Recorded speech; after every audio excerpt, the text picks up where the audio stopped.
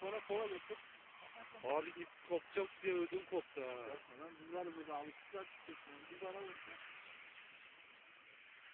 Gel tut şunu be. Valla. Emre. Nasıl? Beğendiniz mi? Video mu çekiyor?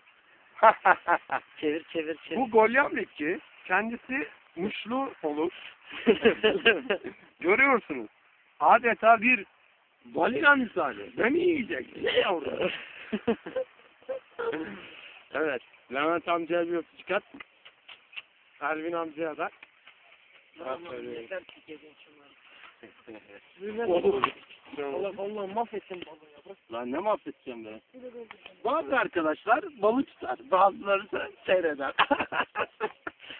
Bazıları da video çeker. Nasıl ama? Ulan valla maşallah. Sağ ol, zaten Allah razı olsun.